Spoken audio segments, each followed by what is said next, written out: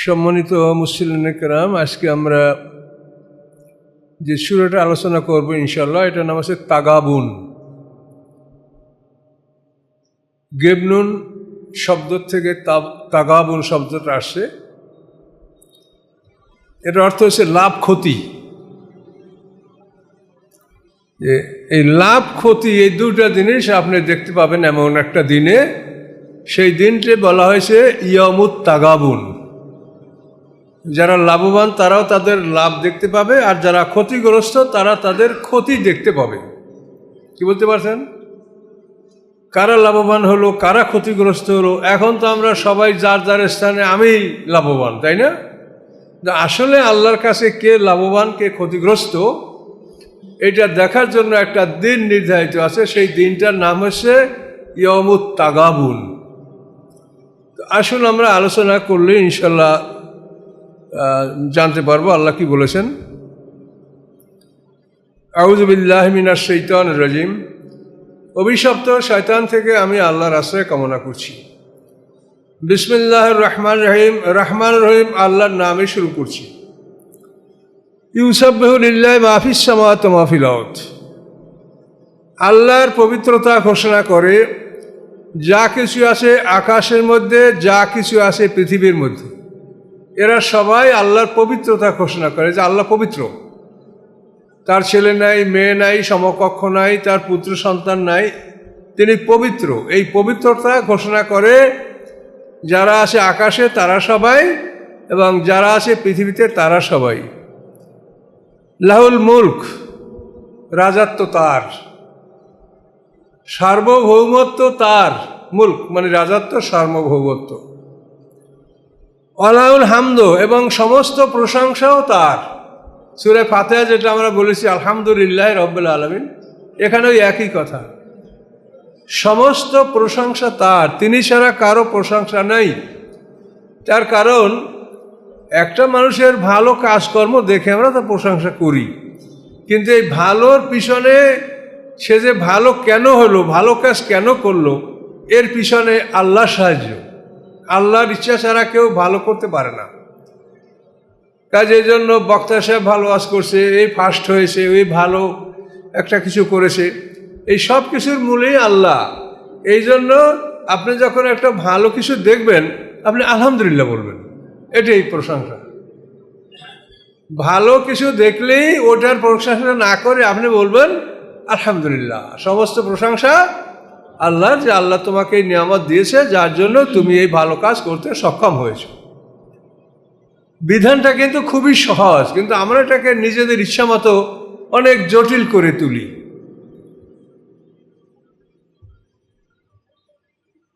সম্বর্ধনা অনুষ্ঠান, অমুক তমুক অনুষ্ঠান, আমরা এগুলো করি, কিন্তু এগুলি শরিয়াত সম্মত কিনা বা দিন সম্মত কিনা এগুলাকে আমরা খেয়াল করছি না। অথচ আমাদের জীবনের প্রত্যেকটা মুভমেন্ট, প্রত্যেকটা গেজ, আপনার প্রত্যেকটা দৃষ্টি, এটা কিন্তু আল্লাহর কাছে রেকর্ড হয়ে যাচ্ছে এবং প্রতিদিন। কাজে এই জন্য আমাদের হুঁশিয়ার থাকতে হবে। আমরা বড় কঠিন অবস্থা এখানে আছি, যদি পার হতে পারি ভালো করে এখান থেকে, তাহলে আমরা অনন্তকালের সুখ পাবো। এইরকম আর ব্যস্ততা, দুশ্চিন্তা এগুলি আর আমাদের জীবনে থাকবে না। কিন্তু এইখানের সময়টা খুব সতর্কতা সহকারে অতিক্রম করতে হবে। ওয়ালাহুল হামদ, সমস্ত প্রশংসা আল্লাহর। ওহুয়া আলা কুল্লি শাইইন কাদির, এবং তিনি সব কিছুর উপরে ক্ষমতাবান।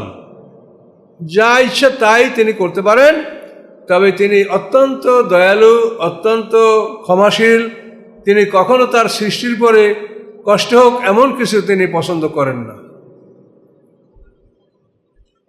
আর বিচার প্রক্রিয়াটা যে হবে এটারও মূল উদ্দেশ্য এটাই, যে সৃষ্টির উপরে তোমরা জুলুম করেছো কারা, বিচার কিন্তু তাদেরই হবে। তুমি নিজে ইবাদত বন্দেগী কম করে থাকলে সেটা যদি আল্লাহ ইচ্ছা করেন তো ক্ষমা করলে করতে পারেন, না করলে নাও করতে পারেন, এটা তার ইখতিয়ার। কিন্তু জুলুম করলে তার জন্য আল্লাহ এটার উপযুক্ত বিচার করবেন। এই জন্য জুলুম থেকে সাবধান হতে হবে। হাসরের ময়দানে বিচারের প্রধান পয়েন্টই থাকবে জুলুম, যে জুলুম কে করেছো। পৃথিবীতে রাষ্ট্রীয় ক্ষমতাগুলি এগুলির মূল লক্ষ্য হলো জুলুম ঠেকানো, কিন্তু বর্তমান পৃথিবীতে তার বিপরীত। ক্ষমতার অধিকারী যারা হয় তারাই জুলুম করে, কিন্তু এটা তাদের জ্ঞানের অভাব, বুঝের ভুল। তারা সময় মতো গিয়ে লজ্জিত হবে যে আমরা আসলে ভুল করেছি। কাজেই কর্তব্য হলো জুলুমকে দূর করা। আল্লাহ ইব্রাহিম আলাইহিস সালামকে ডেকে বলছেন যে আমি তোমাকে মানব জাতির পিতা বানিয়েছি, মানব জাতির ইমাম বানিয়েছি। আমি চাই যে পৃথিবীতে মাজলুমের কোনো ফরিয়াদ যেন আমার কাছে না আসে। মাজলুম অর্থাৎ অত্যাচারিত, অপ্রেসড ওয়ান, যাকে অত্যাচার করা হয়েছে। তো আল্লাহ বলেন যে মাজলুমের কোনো আওয়াজ, আর্তনাদ যেন আমার কাছে না আসে। আল্লাহ বলেন মাজলুম ব্যক্তি যদি কাফেরও হয় তা আমি তার পক্ষ অবলম্বন করি। তার কারণ সে আল্লাহর সৃষ্টি, সে কাফের হলো তো তার ব্যাপার, তুমি তাকে জুলুম কেন করবে? কিন্তু এই জন্য জুলুমের পয়েন্টটাই হলো সবচেয়ে বড় পয়েন্ট। কিন্তু আমরা এগুলা পারিবারিক জীবন, আমাদের ব্যক্তিগত জীবন, বিভিন্ন স্থানে আমরা লক্ষ্য করে দেখতে পাই যে অনেক জুলুম দেখা যায়। জুলুমগুলি যেন না থাকে এজন্য আপনারা একে অপরকে উপদেশ দিবেন, বুঝাইয়া বলবেন। জুলুম যেন পরিবারের মধ্যে না থাকে। পরিবার যদি ভালো হয় তার সমাজ ভালো হবে, সমাজ ভালো হলে রাষ্ট্র ভালো হবে। হুয়াল্লাযী খালাকাকুম, তিনি সেই আল্লাহ যিনি তোমাদেরকে সৃষ্টি করেছেন। আমাদেরকে আল্লাহ সৃষ্টি করেছেন, অবশ্যই। মাটি হতে আল্লাহ আদমকে সৃষ্টি করেছেন, তার থেকে আল্লাহ হাওয়া সৃষ্টি করেছেন। এরপর আদম হাওয়া সৃষ্টি করার পরে আমাদের উপাদান যেটা পানি, মাটি যেটা আদমের মধ্যে ছিল সেটাকে আল্লাহ বীর্যে রূপান্তরিত করে পৃথিবীতে তার ধারা প্রবাহিত করে দিয়েছেন। সেই বীর্যের মাধ্যমে তাম পৃথিবীর সৃষ্টি আমরা এভাবে বংশবিস্তার লাভ করছি। তা আল্লাহ বলেন তিনি সেই আল্লাহ খালাকাকুম, যিনি তোমাদেরকে সৃষ্টি করেছেন। ফামিনকুম কাফের অমিনকুম মোমেন, তোমাদের মধ্যে একদল কাফের একদল মোমেন। তাহলে কোরআনের বাসনভঙ্গি হলো যে দুটা জিনিসকে যদি আল্লাহ পাশাপাশি বর্ণনা করেন তো যেটাকে আল্লাহ আগে বর্ণনা করেন সেইটা সংখ্যায় বড়, সব দিক থেকে বড়। তাহলে ফামিনকুম কাফের অমিনকুম মোমেন, এই দুইটা কথা এখানে বলেছেন, তাহলে কাফের দলটা বড় থাকবে। এটা আল্লাহ তাআলা বিভিন্ন জায়গায় এটা বলেছেন, ওমা আকসারুন নাসি ওয়ালাউ হারাসতা বিমুমিনিন। হে রাসূল, আপনি যতই কামনা করেন পৃথিবীর অধিকাংশ মানুষ মোমেন হবে না। এটা আল্লাহ বলে দিয়েছেন পরিষ্কার, হবে না অধিকাংশ মানুষ। কাজে এই জন্য কোনোদিন গণতান্ত্রিক পদ্ধতি ইসলাম কায়েম হবে না। তার কোনো গণতন্ত্রে লাগবে আপনার মেজরিটি। কাজে ইসলামী ইমানে কোনোদিন মেজরিটি হবে না। ওয়ালাউ শাআ রাব্বুকা লা আমানা মান ফিল আরদি কুল্লুম জামিয়া আফা আনতা তুকরিউন নাস হাত্তা ইয়াকুনু মুমিনিন, সূরা ইউনূসের মধ্যে আল্লাহ বলেছেন যে আল্লাহ ইচ্ছা করলে সমস্ত মানুষই মোমেন হয়ে যেতে পারত। কাজে এই মানুষগুলি মোমেন না হওয়া পর্যন্ত আপনি কি তাদের উপরে জবরদস্তি করবেন, জুলুম করবেন, মোমেন হওয়ার জন্য অত্যাচার করবেন? না, আপনার কাজ হলো দাওয়াত পৌঁছিয়ে দেওয়া। আমি দেখব যে কে কি করলো কি করলো না। তো এখন আল্লাহ বলে যে তোমরা দুটা দল, মোমেন এবং কাফের। এটা বিরাট কথা। আমরা পৃথিবীতে 73 দল বলছি, 72 দল বলছি, কিন্তু বাস্তবে যদি আমরা দল সুমার করি তো দল হবে শত শত দল বা তার চাইতেও বেশি। কিন্তু এই দলগুলির স্বীকৃতি আল্লাহ দেন নাই। আল্লাহ বলছেন একটা বাক্য, এই বাক্যটার মধ্যে যারা আছে তারা এক দল, এই বাক্যের বাইরে যারা আছে তারা এক দল। সেই বাক্যটা কি বলেন তো? লা ইলাহা ইল্লাল্লাহ। এই একটা কথা, এই কথার আওতায় যারা আসে তারা মোমেন, এর বাইরে যারা তারা কাফের। এ হলো আল্লাহর বিভক্তি, ভাগ করা। আর এর বাইরে আপনি কিছু প্রমাণ করতে পারবেন না। বলবেন হাদিসে আছে, অমুক আছে, প্রমাণ করতে পারবেন না। কি করে প্রমাণ করবেন বলেন? মৃত্যুর পরে মানুষ ইল্লিন সিজনে থাকবে, দুইটা জায়গা। তারপরে বিচারের পরে মানুষ জান্নাত জাহান্নামে যাবে, দুইটা জায়গা। মাঝখানে কেউ থাকবে এমন কোনো খবর আছে? যারা জান্নাতি হবে তারা 8টা গ্রেডে জান্নাত পাবে, আর যারা দোজগী হবে তারা 7টা গ্রেডে দোজগে ঢুকবে। দুই দল, এর ছাড়া কোনো দল নাই। কাজে এই জন্য আপনাকে বুঝতে হবে যে আমরা দুদল। তাহলে আমাদের এই নিজেদের এই যে লোকটা লা ইলাহা ইল্লাল্লাহ বলে সেই লোকটা আমার দলের, এ লোকটা আমার। এখন ভেস থেকে যাবে কে যাবে না সেটা আল্লাহ বলছেন যে আমি পরীক্ষা না করে কাউকে জান্নাত দিব না, নিব না, আমি গ্রহণই করব না। এটা আল্লাহ বলেছেন পরিষ্কার, আমি পরীক্ষা করব। তোমরা বলবে যে আমি মুমিন হয়েছি আর আমি এটা মেনে নেব? আল্লাহ বলেন তোমাদেরকে আমি পরীক্ষা করব। কিন্তু আমাদের অধিকার নাই কিছু বলার, আমাদের অধিকার কিছুই নাই, যেহেতু লা ইলাহা ইল্লাল্লাহর আওতাভুক্ত যারা তারা মুমিন, আর এর বাইরে যারা তারা কাফের।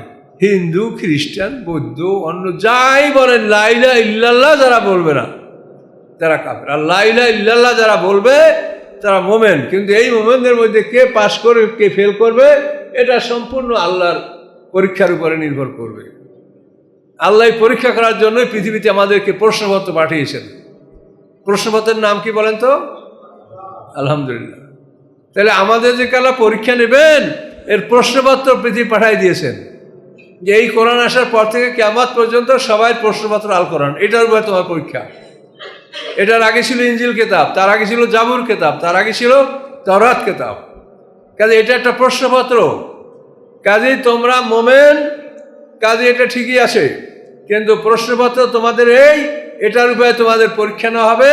এই পরীক্ষায় পাশ করলে তোমরা জান্নাত, আর এই প্রশ্নপত্রে যা আছে অনুযায়ী তুমি ফেল করলে তোমার জাহান্নাম। কোনো জটিলতা আছে? খুব সংক্ষেপে আল্লাহ তাআলা বিষয়টা আমাদেরকে বুঝিয়ে দিয়েছে। এখন আমাদের যে সমস্যা সেটা হলো এই যে আমরা বিভিন্ন দল করে বসে আছি। বিভিন্ন দল আমাদের এক একটা প্ল্যাটফর্ম। দেখেন চরমোনাই, বাংলাদেশের অনেক লোক তাদের মুরিদ আছে। এখন এই চরমোনাইপন্থী একটা দল, এটা আপনাকে বোঝানোর জন্য বলছি এই দলটা কেন, যে তাদের একটা প্ল্যাটফর্ম আছে, একটা তাদের খানকা আছে, গির্জা আছে, মাদ্রাসা আছে, একটা বিরাট একটা প্ল্যাটফর্ম আছে তাদের। এটা তাদের দরগা, মানুষ সেখানে আসে যায়। শর্ষিনা, ফুরফুরা, তাবলিগ জামাত, যে কোনো দল, তাদের দলের প্রধান একটা প্ল্যাটফর্ম আছে এবং সেখানে সবাই সমবেত হয় এবং তারা ওইটাকে একটা আলাদা দল মনে করে।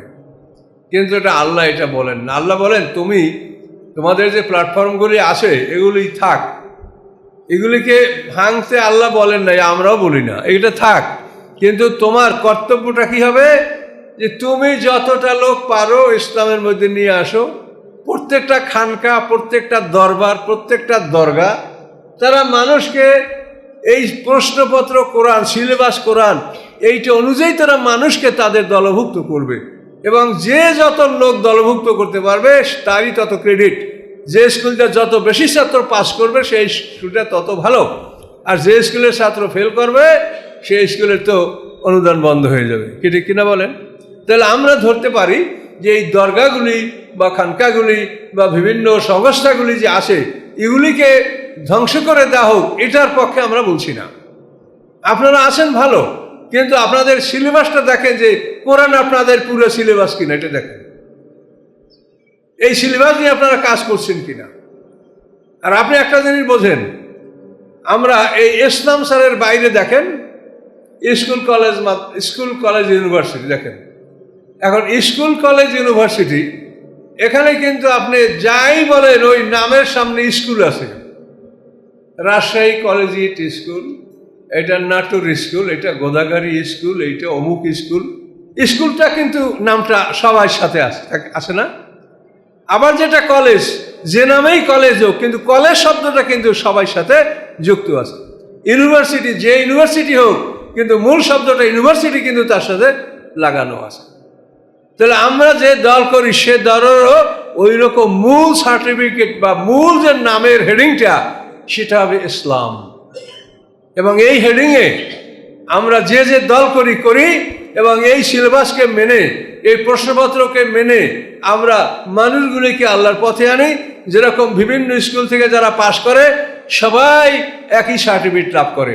কাজে আমরা মনে করছি এটা হবে যে চরমোনাই, শর্ষিনা, তাবলিগ জামাত, তারপর জামাত ইসলাম বা হানাফি, মালিকি, সব যাই বলেন, প্রত্যেকটা প্ল্যাটফর্ম থেকে যে লোকগুলি বের হবে সেগুলি যেমন সমস্ত স্কুল থেকে ওরা সমমানের একটা সার্টিফিকেট হয়, আপনাদের এই দরগা খানকাগুলি থেকে ওই সমমানের একটা সার্টিফিকেট মানুষ পাবে।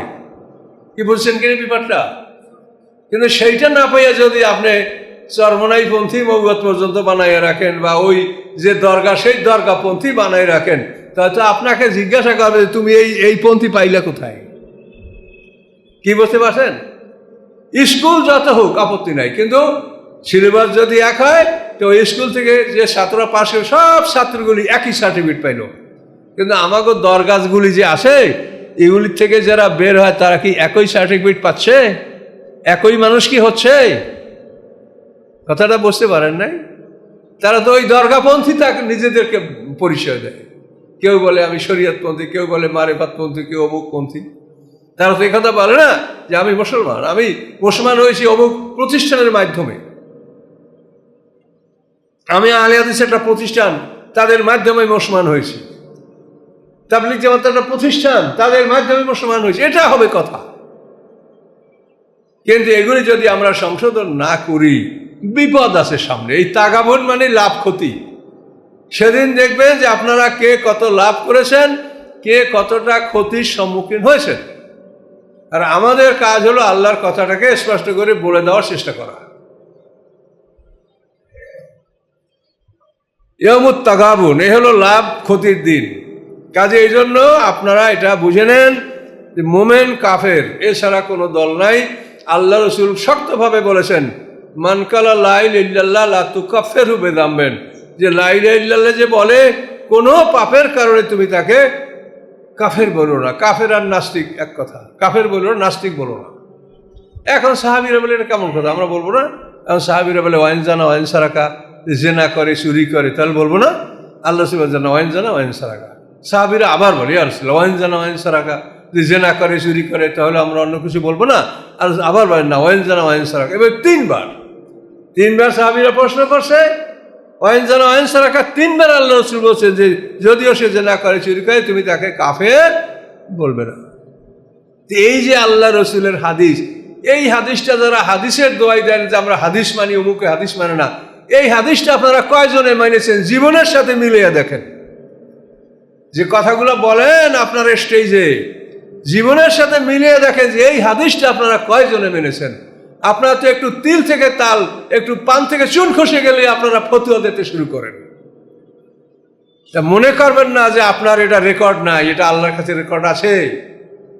আল্লাহ রসুল বা এটা বিশুদ্ধ হাদিস। আল্লাহ রসুল বলেছেন যে যে কোনো অপরাধের কারণে তুমি তাকে কাফের বলো না, যে লা ইলাহা ইল্লাল্লাহ বলে তা কাফের তুমি বলো না। কিন্তু কই আপনারা এটা কোথায় মানছেন আলেম ওলামা বলেন তো? আপনাদের ফতোয়ায় তো আমরা নামাজি লোকের অস্থির, যে লোকগুলি শরিয়াত মানে, নামাজ পড়ে, দিন মানে, সব মানে, তাদেরকে ফতোয়া দিয়ে আপনারা আউট করে দিতে চাচ্ছেন। এই জন্য আপনারা প্রস্তুত থাকেন, সবাই আমরা আল্লাহর কাছে যাব। সেদিন এই তাগাবুন লাভ ক্ষতি সেদিন আমরা দেখতে পাবো। যে কথাগুলি কি আপনারা বলে লাভবান হয়েছেন না ক্ষতিগ্রস্ত হয়েছেন? এই জন্য আমাদের কথা হচ্ছে আমরা সংশোধন হয়ে যাই। আমারও ভুল থাকতে পারে, আপনারও থাকতে পারে, আমরা ভুলের দিকেও নয়, কিন্তু কোরআন থেকে আমাদের নিজের জীবনকে আমরা ঠিক করে নেই মৃত্যুর আগে, তাহলে আল্লাহ মাফ করে দেবেন।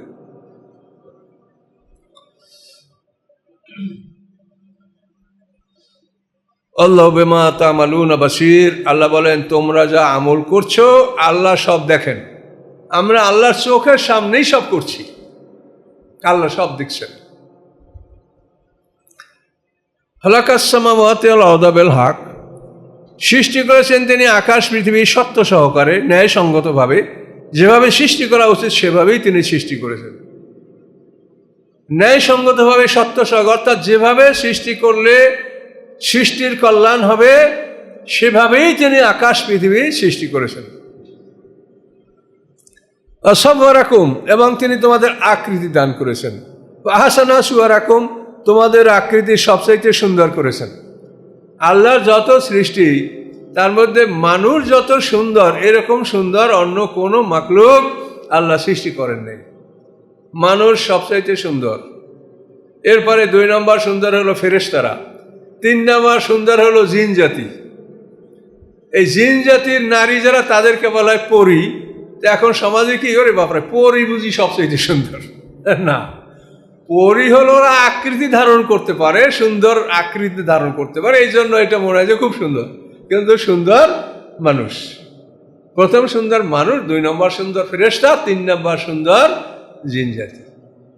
আহসানা সুয়ারাকুম, তোমাদের চেহারা অতি সুন্দর করেছে। এবং কি আশ্চর্যভাবে দেখেন, মানুষ বিভিন্ন রঙের আছে, কিন্তু তারপর প্রত্যেকটা মানুষের একটা সৌন্দর্য আছে। একটা মানুষ কালো হলে তাকে দেখতে ভালো লাগে, সুন্দর লাগে। প্রত্যেকটা মানুষের মধ্যে আল্লাহ একটা সৌন্দর্য দান করেছে। এবং এই ইবাদত বন্দেগী যারা করবে তাদের চেহারা আরো আলোক উজ্জ্বল হবে। আর ইবাদত বন্দেগী যারা ত্যাগ করবে তাদের চেহারা যতই তারা মৃত্যুর দিকে আগাবে ততই তাদের চেহারা খারাপ হতে থাকবে। কথা বলতে পারছেন? দেখেন, পরীক্ষা করে দেখেন আপনারা। মুমিনরা যত বয়স্ক হয় তার চেহারায় উজ্জ্বলতা আসে, তার চেহারায় একটা সৌন্দর্য আসে। কিন্তু যারা অমুসলিম, মৃত্যুর পূর্বক্ষণে তাদের চেহারাগুলি অত্যন্ত খারাপ রূপ ধারণ করে।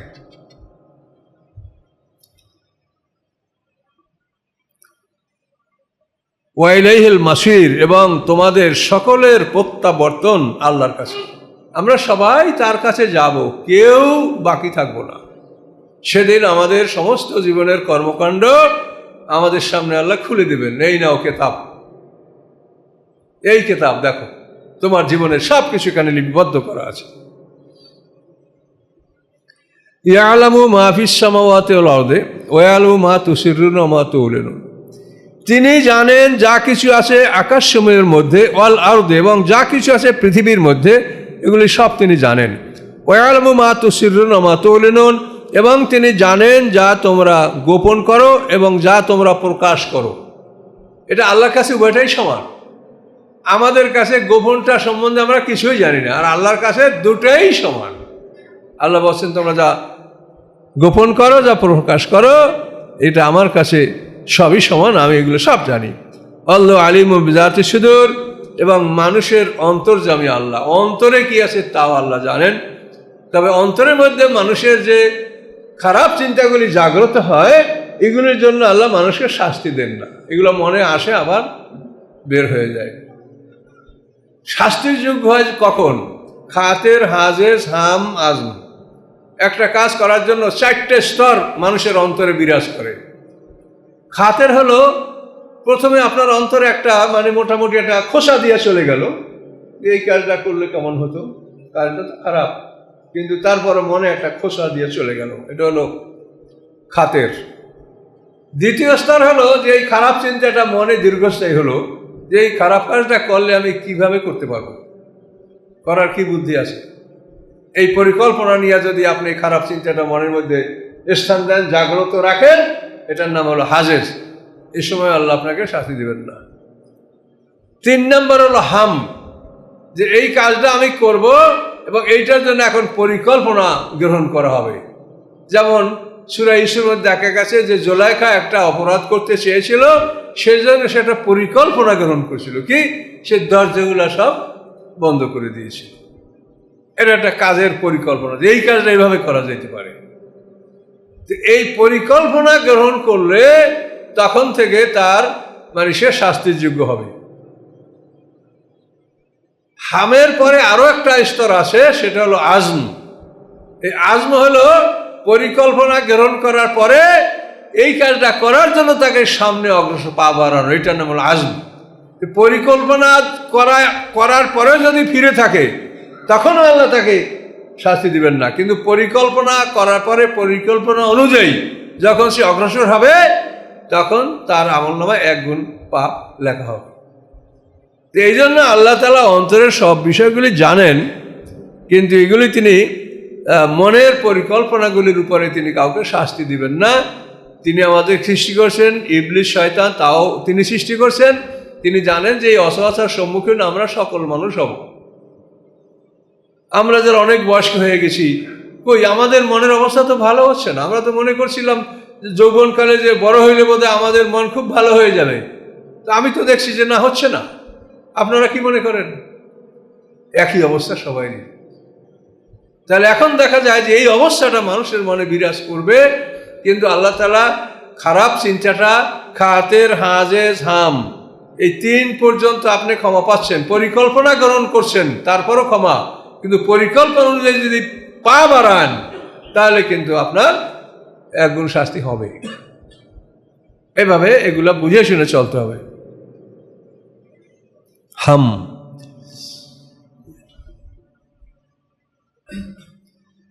আলাম ইয়াতিকুম নাবাউল্লাযিনা কাফারু মিন ক্বাবলু, আল্লাহ বলেন তোমাদের কাছে কি আসে নাই খবর তাদের যারা কুফরি করেছে তোমাদের আগে? তোমাদের আগে যারা অবিশ্বাস করেছে, সত্যকে গোপন করেছে, তাদের খবর কি তোমাদের কাছে আসে নাই? আল্লাহ বলছেন ফাজাকু আবালা আমরিহিম, তারা স্বাদ গ্রহণ করেছে তাদের কাজের পরিণামের। যে কাজ তারা করেছে কাজের পরিণামের স্বাদ আল্লাহ দুনিয়াতে তাদেরকে গ্রহণ করিয়েছেন। আর ওয়ালাহু আযাবুন আলীম, এবং তাদের জন্য রয়েছে বেদনাদায়ক শাস্তি, সেটা পরকালে।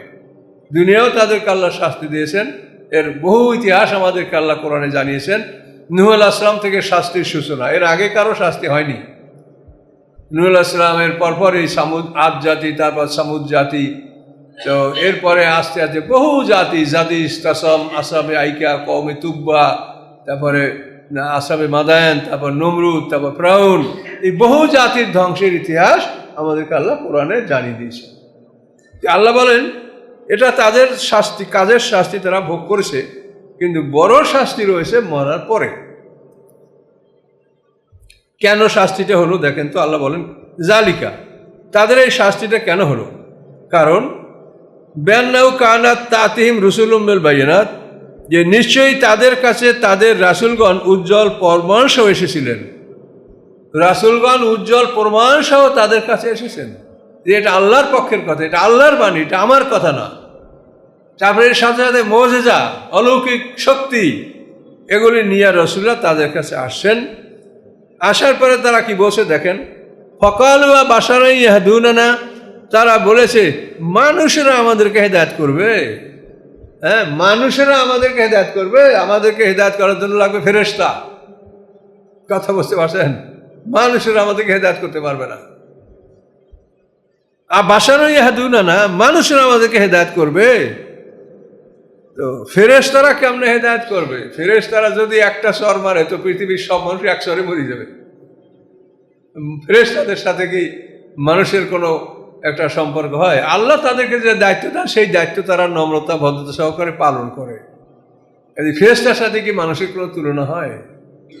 এখন ওরা বলে মানুষেরা আমাদেরকে হেদায়েত দান করবে, কাফারু, এভাবে তারা নবীদেরকে অস্বীকার করলো। অতাওয়াল্লাহ, এবং ফিরে গেল। ফিরে যাওয়ার পরে আল্লাহ বলছেন অস্তাগনাল্লাহ, আল্লাহ অমুখাপেক্ষী, তারা ফিরে গেল। এজন্য আল্লাহর কোনো আফসোসও নাই, দুঃখও নাই। আল্লাহ তাদের কাছে কিছু চায় না। মানুষ ইবাদত করে তার নিজের জন্য, এটা আল্লাহর জন্য কিছু নয়। কাজে আপনি ইবাদত না করলে আপনার ক্ষতি হবে। এজন্য আল্লাহ বলে যে অস্তাগনাল্লাহ, আল্লাহ তাদের অমুখাপেক্ষী হলেন, আল্লাহ তাদের মুখাপেক্ষী নন।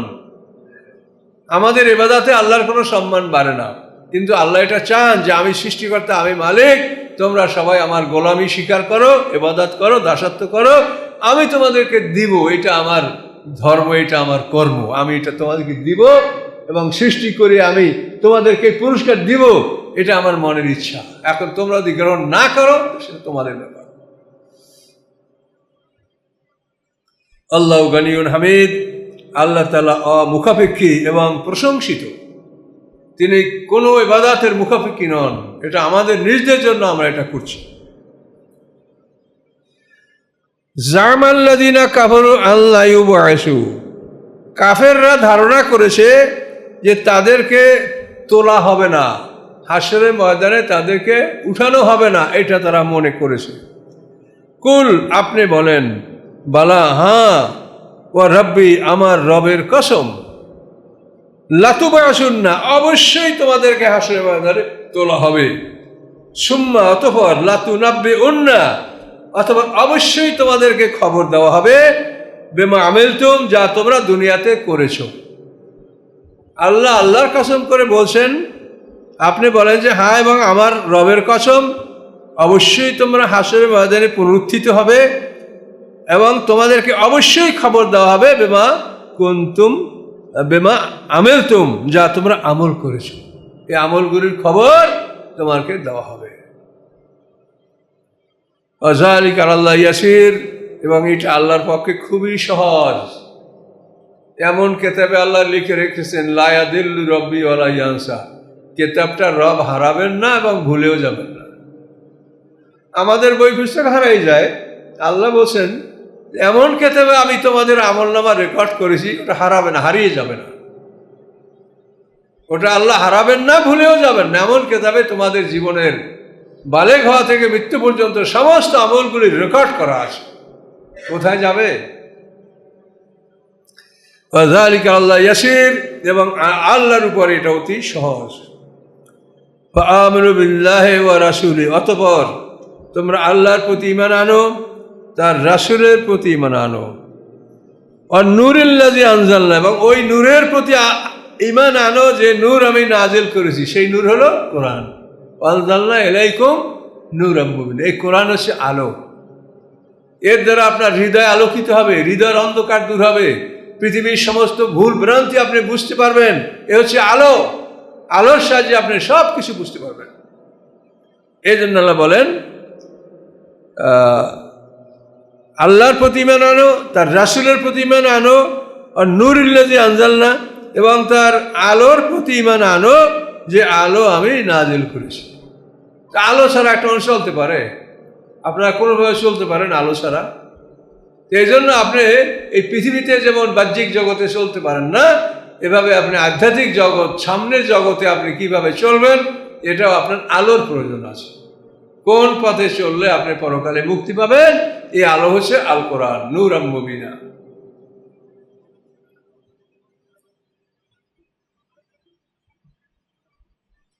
আল্লাহ বিমা তা'মালুনা খাবীর, আল্লাহ তাআলা তোমাদের সমস্ত আমল সম্পর্কে খবর রাখেন।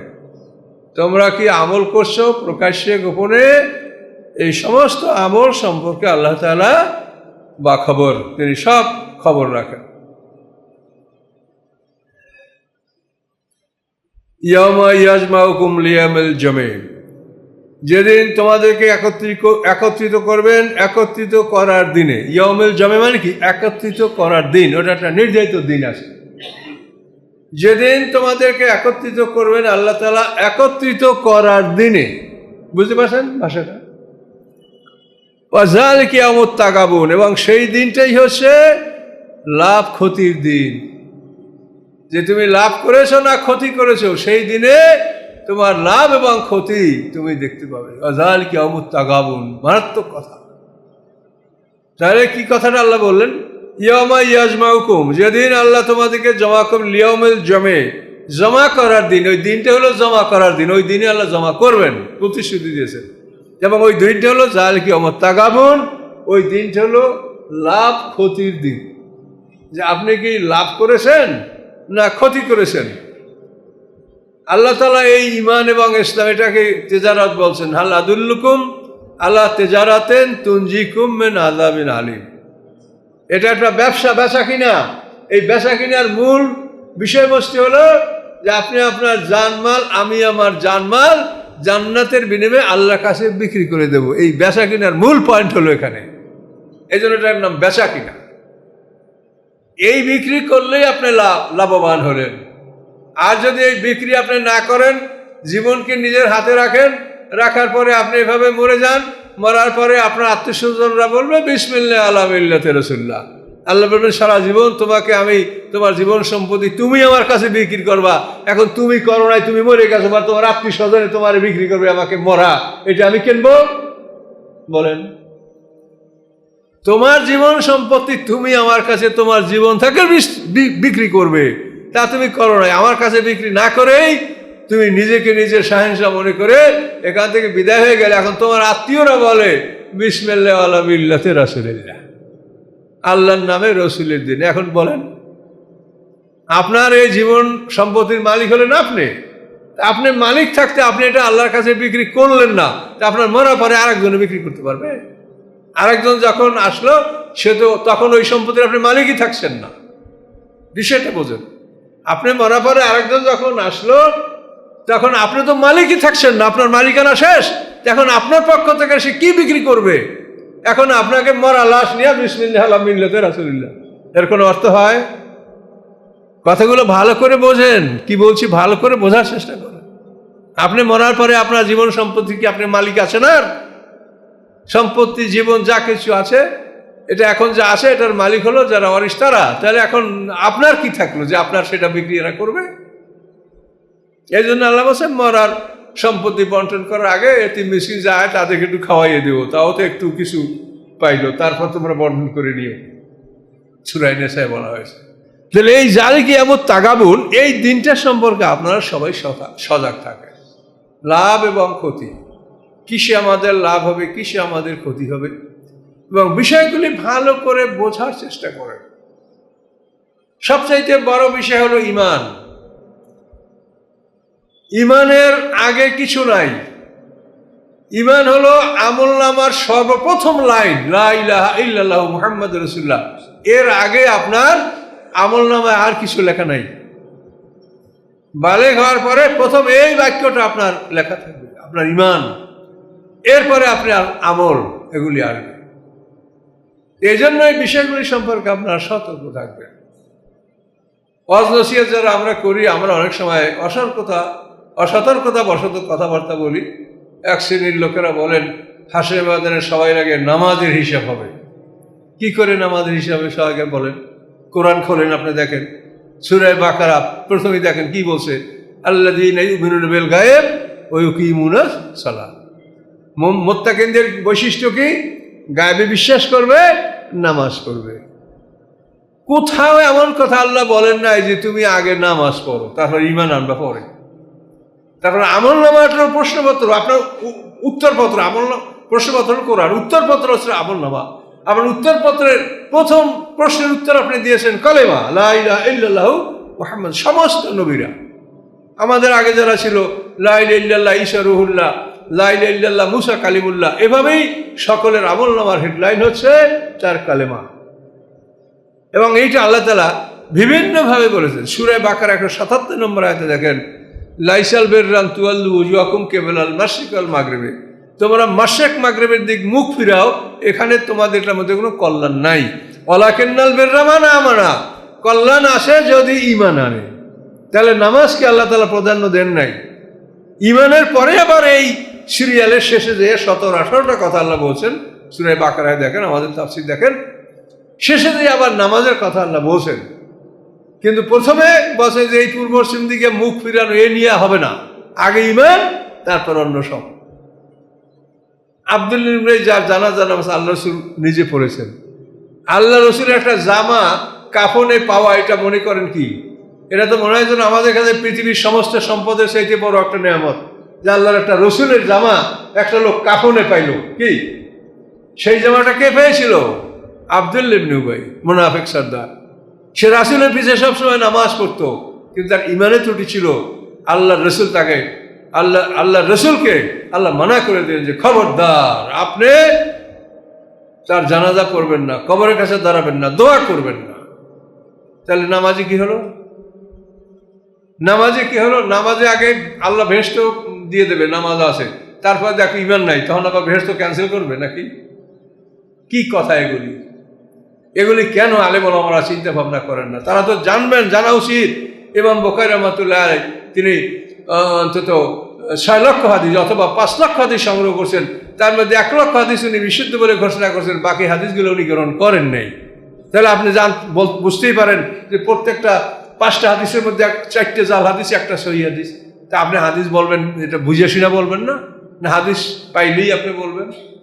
পড়াশোনা করতে, গবেষণা করতে ইচ্ছা করে না, যা পান তাই সহজেই বলে দেন। কিন্তু এটা বলার জন্য আপনাদের ভালো মন্দ লাভ লোকসানের দিনে দেখবেন যে আপনি লাভ করছেন না ক্ষতি করছেন। কথা পেলেই আপনি বলবেন, কোরআনের কথা আপনি যা পান তাই বলেন, কিন্তু হাদিসের ব্যাপারে যা পান তাই বলতে পারেন না। এটা দেখাশোনা করতে হবে আপনাকে।